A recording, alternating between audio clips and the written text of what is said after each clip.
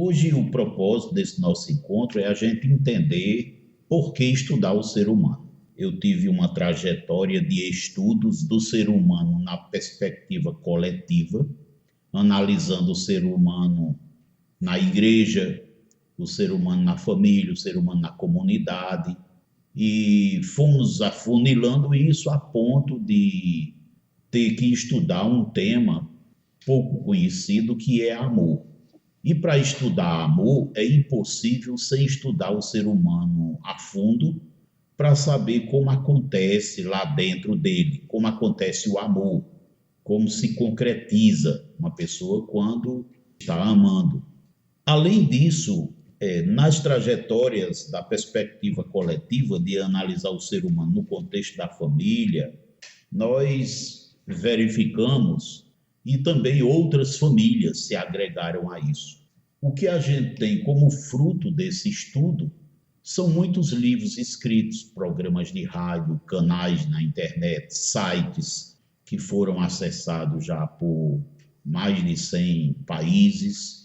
E o que a gente tem hoje é um rico material gravado, porque toda vez que eu vou num lugar falar algo da palavra, eu gravo. Eu levava uma câmera e depois começava a ver esses vídeos e percebia que o Pai me usava poderosamente. E eu pensava, olha, se eu falei tanta coisa ali para 200 pessoas, sei lá quantas, 100 pessoas, se outras pessoas vissem essa palavra agora, certamente se regozijaria e seria abençoado. Então, assim fiz. Comecei a ver esse estoque de material e escrever livros. Hoje já tenho mais de 20 livros escritos em temas diversos, como família, casamento, amor, sexo, o ser humano e outros aspectos relacionados com a família. Também tivemos, por força da circunstância presente, nós fomos obrigados a estudar o fim dos tempos. E, além de família, ser humano, fim dos tempos, nós estudamos outros assuntos. Então, esses temas, dentre outros, sem contar aqueles temas de doutrina básica, como salvação, arrependimento, perdão, oração, jejum, ceia, dízimo, essas coisas nós temos muito material e chegamos a, hoje eu tenho mais de 1.500 palestras sobre esses assuntos, tudo gravados. Alguns já foram disponibilizados, outros ainda não, porque eu não tive tempo. Pois bem, então o ser humano, por que estudar o ser humano? Eu vou falar aqui de alguns motivos. É que nós percebemos que tem muita gente interessada, e eu enveredei por esse caminho, de procurar conhecer as coisas celestiais por outras vias, pela via eclesiástica, pela via da teologia, pela via das escrituras, da Bíblia mesmo, mas por bíblias que não são dignas, eu percebo hoje, e esqueceram que lá em Romanos, capítulo 1, o Criador diz que quem quiser conhecer os atributos invisíveis dele, deve analisar as coisas criadas por ele. E quem não o faz é indesculpável. E tem muitas coisas que o Pai criou que serve de base para a gente conhecê-lo. E dentre as coisas e pessoas por ele criadas, a mais importante é o ser humano. Então, passamos a conhecer as coisas celestiais quando começamos a estudar o ser humano, porque o ser humano foi feito para ser a imagem conforme a semelhança dele. Essa lição bíblica todo mundo sabe, só que ninguém sabe detalhes sobre o ser humano. E os detalhes estão nas escrituras sagradas. E não se vê nas diversas doutrinas, nas diversas religiões interessadas em evangelizar o ser humano, não se vê o estudo do próprio ser humano de forma profunda. Eu não quero dizer para você que sou dono da verdade, que conheço tudo, porque quanto mais eu conheço o ser humano, mais conheço o Pai, o nosso Criador, e quanto mais eu conheço o Pai, percebo que menos conheço o que deveria, que é a palavra. Então, diante dessas lições, alguns motivos importantes eu vou citar aqui para motivar você, eu espero, por que estudar o ser humano. O primeiro motivo é que ele foi feito para ser perfeito. Hoje reclama-se muito, acusa-se muito o ser humano, porque você pecou, porque você errou, porque você fez isso, você não deve fazer aquilo, mas ninguém analisa o que seria um ser humano perfeito. Muitas pessoas até têm propósitos, né, até batalha e luta por isso. Eu fui uma pessoa que enveredei nos caminhos da religião, da política, da mídia e de outros segmentos do fazer humano, tentando ajudar as pessoas. Nós precisamos de justiça, ser justo, amar uns aos outros, mas se você não conhecer o ser humano, não vai conseguir lograr êxito. Uma prova é que quanto mais anos passam, mais religiões se criam, mais denominações se criam, e a humanidade se torna pior. Por quê? Porque está procurando um caminho errado para falsamente conduzir o ser humano para o céu. E não está logrando êxito porque o ser humano foi feito para ser perfeito e todo mundo só considera o ser humano como defeituoso. Esse é um problema sério.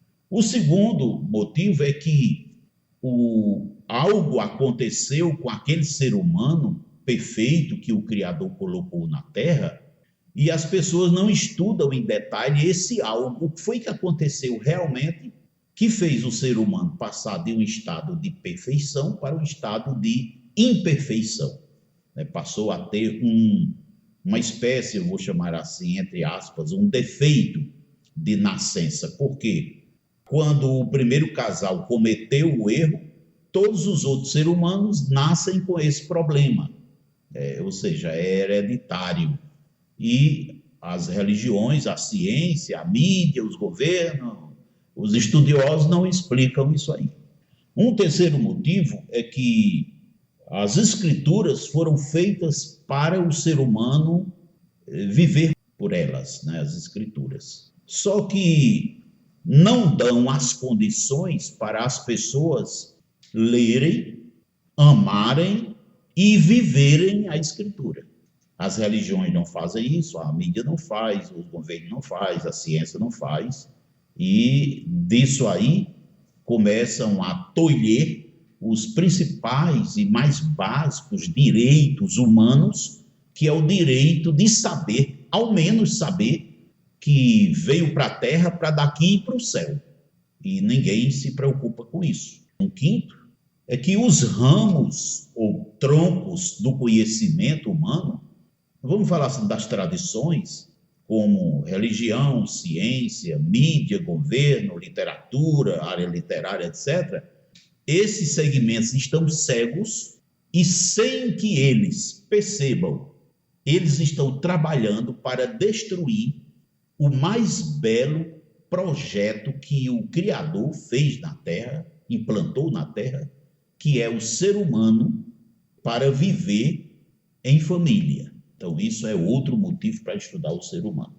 Um sexto motivo é que estes atores que eu falei, religião, mídia, ciência, cultura, literatura, induzem, instigam o ser humano à prática do erro, transmitindo para ele enganos, quer dizer, mentiras, coisas que não são verdadeiras. Quando o Salvador disse assim, eu sou o caminho e a verdade e a vida, ele, de fato, a verdade. E você pode observar que, nas palavras dele, ele é enfático a esse respeito. Ele diz, em verdade vos digo.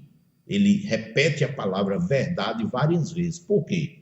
Porque o mundo está em ebulição sob a égide da mentira. Já estava naquele tempo. E hoje pior ainda. E aí talvez seja interessante falar, mas que mentiras são essas? Competição é uma mentira, teologia é uma mentira, a ciência é mentirosa, a mídia é mentirosa, a cultura só transmite mentira, a verdade ela não transmite. Enfim, democracia é um engodo, é uma mentira, é uma farsa. O mundo dos negócios são arraigados em mentiras, em capas de aparências, vitrines, né, shoppings, essas coisas. E, enfim, o mundo todo está regido por mentira, com exceção de alguns poucos homens e mulheres santos que conhecem a verdade e vivem tentando se erguer por ela. Um sétimo motivo é que o ser humano nasce numa condição, a condição na qual ele nasce impede que ele possa cumprir cabalmente a sua missão aqui na Terra. Isso é muito sério. Você vê uma criança, ela não tem o direito, cadê os direitos humanos aí, né? Ela não tem o direito de saber as coisas dos céus. Ela não tem o direito de tomar conhecimento como é que se faz para ir para o céu desde cedo. E as igrejas, a quem as famílias terceirizam essa tarefa, estão ensinando tudo errado. Estão fazendo verdadeiros ídolos e, pior, fazendo as crianças ficarem mergulhadas na idolatria, na feitiçaria. Eu estou falando das igrejas evangélicas, porque as outras, né, é pior ainda, e na prostituição. É claro, eu quero fazer uma ressalva, existem igrejas evangélicas, raríssimas exceções, que têm conhecimento da verdade e não fazem isso, mas a maioria está destruindo o ser humano. Uma oitava razão é que se o ser humano não conhecer o que está nas Escrituras, ele não conseguirá lograr êxito em sua vida, não conseguirá cumprir cabalmente a sua vida. Uma prova bem simples disso aí é que aquele povo judeu, eles desde 7 anos já conheciam as Escrituras que estavam disponíveis para eles naquele tempo. E observa que foi um povo que teve uma vida, pelo menos por algum tempo, depois eles se afastaram, mas teve um período em que eles conheciam a verdade. Um nono motivo é que, além das Escrituras, para ajudar o ser humano a dar certo, o Pai, o Criador, mandou alguém lá do céu para socorrer a raça humana. Mandou o seu filho como Salvador, como Messias, e tem cerca de trilhões de anjos à disposição de quem queira, de graça, para trabalhar a favor daqueles que querem herdar a salvação. Então veja, as Escrituras foram deixadas, o Filho do Criador veio aqui com todo o poder, com poder sobre todo o mal, para ajudar o ser humano, e a raça humana não se apega, não lança mão desse privilégio que foi dado. Um 10º motivo para se estudar o ser humano é que cada ser humano tem uma missão. O Criador tem uma missão para cada nação na Terra. A nação brasileira tem uma missão a cumprir. Dentro da nação, cada estado tem uma missão. Em cada estado, cada município tem uma missão diante do Pai. E dentro do município, cada família. Eu estou só mostrando assim a estrutura de poder que o Pai permitiu existir na Terra. Mas se todos os seres humanos inseridos em cada uma dessas esferas da hierarquia, não vou chamar hierarquia, dessa distribuição, dessa divisão de pessoas, se cada um conhecesse qual é realmente o projeto que o Criador tem para ele, e está na palavra, ele se esforçaria para levar para outras pessoas também conhecerem. Um 11º motivo é que a educação integral, né, e eu estou falando para pessoas que entendem o que é isso, a educação integral do ser humano será inviável e impossível se não considerar a dimensão espiritual dele. Infelizmente, o mundo todo está querendo fazer educação integral, mas ignora as coisas espirituais. Só que cada ato humano, se o ser humano tosse, se o ser humano respira, se o ser humano fala, se o ser humano pensa, tudo isso está sendo regido por uma realidade espiritual externa a ele, e não estar se dizendo isso a ele, para ele pelo menos saber quem é que está influenciando a sua vida. 12º, e esse é muito importante, minha amada, meu amado, é que a geração de um novo ser humano, fazer um novo ser humano nascer, isso é uma coisa tão especial, é mais especial do que construir uma casa, é mais especial do que o esforço, o tempo e o dinheiro dedicado para conseguir um diploma de curso superior, é mais especial do que conseguir um empreendimento e ser bem-sucedido. A geração de um ser humano é muito especial,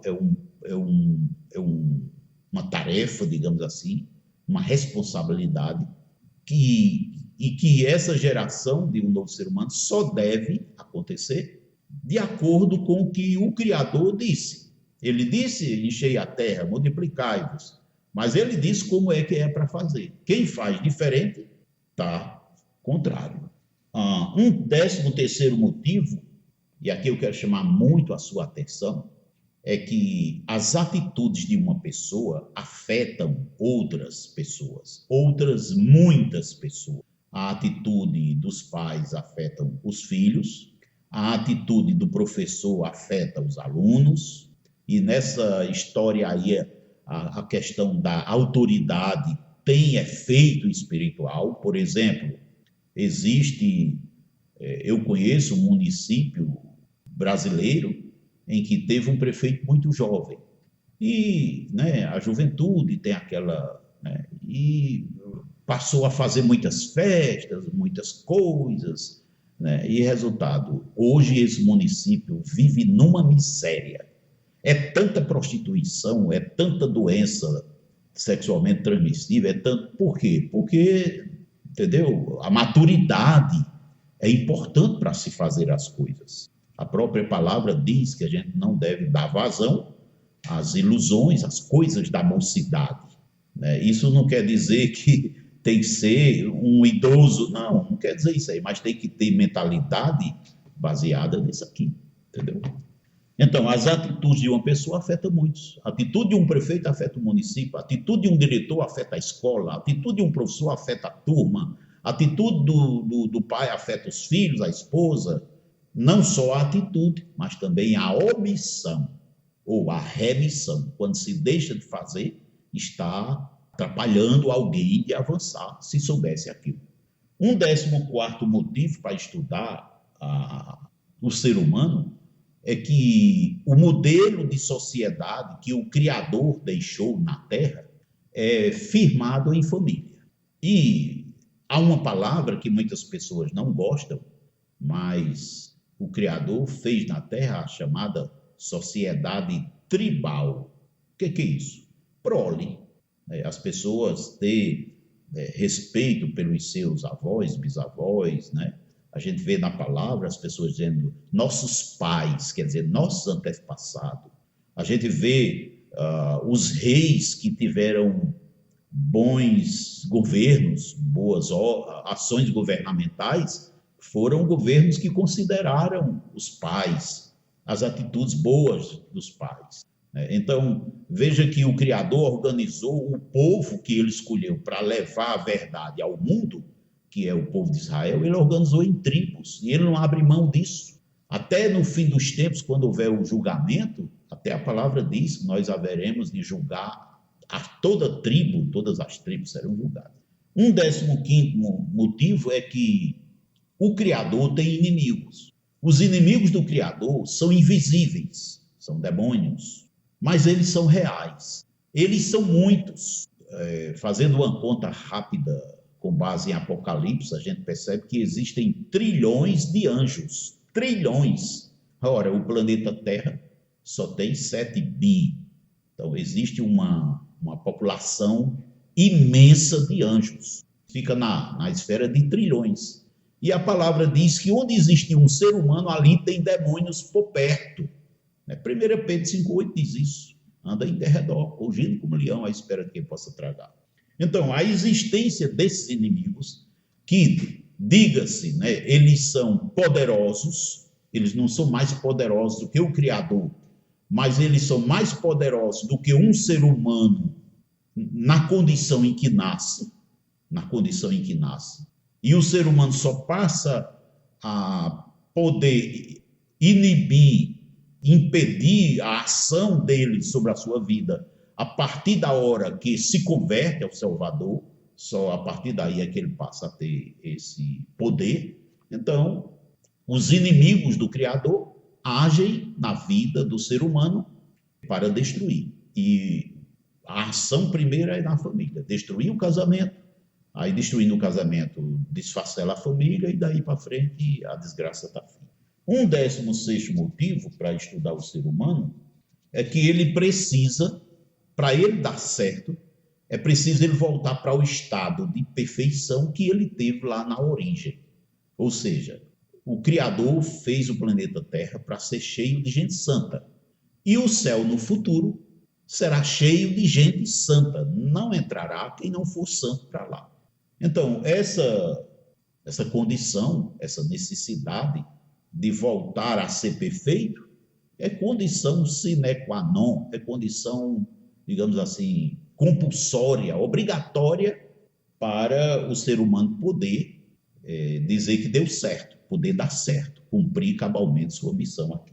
Além destes motivos, existem outros que estão relacionados ao contexto atual da vida da humanidade, que é a iminência do arrebatamento. Então, em virtude dos prazos estarem exíguos, né, próximos, os eventos de fim dos tempos, é urgente estudar o ser humano para se consertar e ajudar outros a se consertar. Bom, eu aqui quero concluir dizendo: corra e estude o ser humano à luz da palavra, que você conhecerá a você mesmo, aí sim poderá ajudar outras pessoas, porque nesse curso você vai entender como é que você funciona, como é que funciona uma pessoa quando está cheia da unção, como é que funciona uma pessoa quando está endemoniada, como é que funciona uma pessoa quando está feliz, como é que funciona uma pessoa quando ama, como é que funciona uma pessoa quando está em situações de angústia, de tristeza, de dor, de vingança. Aí você pode fazer muitas ações para ajudá-las. Eu quero esclarecer o que é que vamos estudar neste curso, né? Vamos estudar a composição do ser humano, como ele é formado, como ele funciona, como aconteceu o erro e como o erro se propaga, isso no nível interno, né? No nível de saber realmente as coisas em detalhes, como restaurar o ser humano, como conduzi-lo à perfeição, tudo isso feito à luz do Evangelho, considerando o Evangelho e tomando como referencial a pessoa que trouxe a salvação, trouxe a restauração, o resgate do ser humano, que é o nosso Salvador, o Filho do Criador, de quem eu falei no início desse encontro.